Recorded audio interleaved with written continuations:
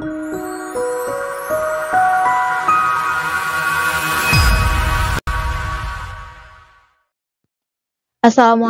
warahmatullahi wabarakatuh. Hello everyone, good morning. How are you today? I hope all of you guys are fine. Welcome back to YouTube channel Meet Nurito with Miss Dia. Hari ini kembali kita akan belajar tematik tema 4, subtema 2, muatan IPA. Sebelum mulai belajar, mari sama-sama kita mengucapkan basmalah. Bismillahirrahmanirrahim.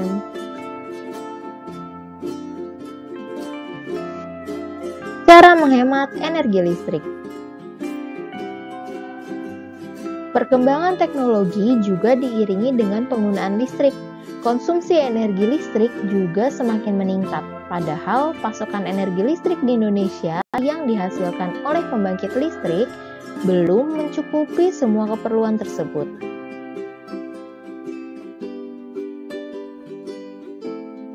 Berikut beberapa cara yang dapat dilakukan untuk menghemat listrik.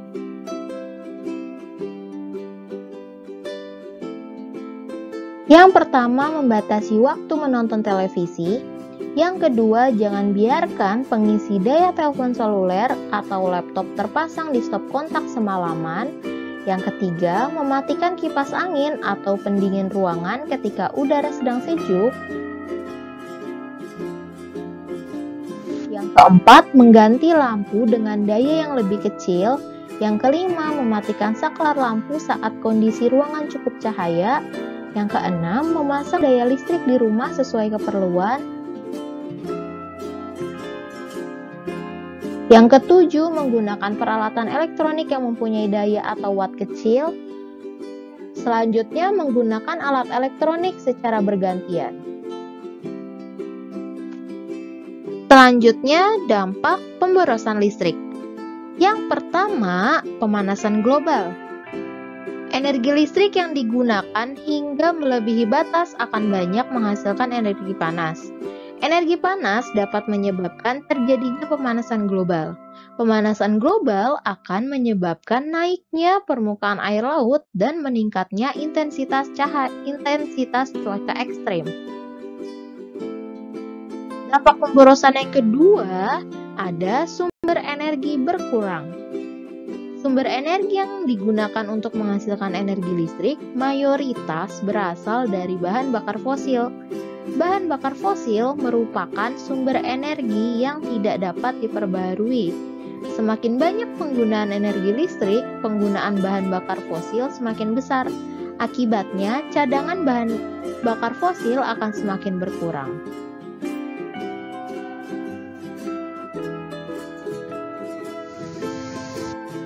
Yang ketiga, biaya pengeluaran membesar. Penggunaan energi listrik yang berlebihan akan mengakibatkan jumlah energi listrik yang terpakai juga semakin besar. Jumlah energi listrik yang terpakai dapat dilihat dari kWh meter. Jika nilai kWh meter semakin besar, biaya listrik yang ditanggung juga semakin besar.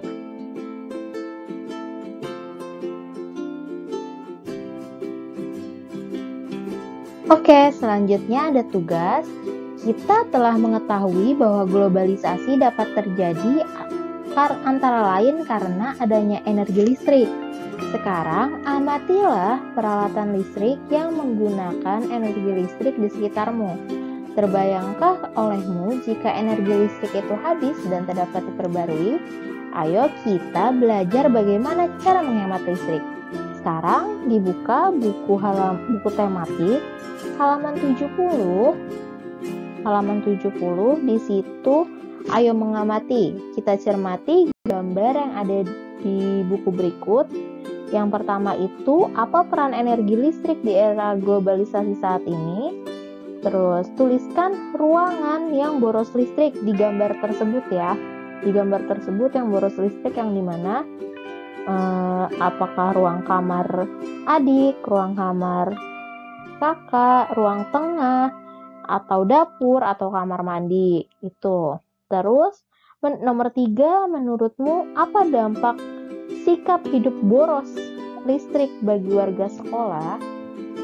Lalu mengapa kita perlu menerapkan sikap hidup hemat listrik?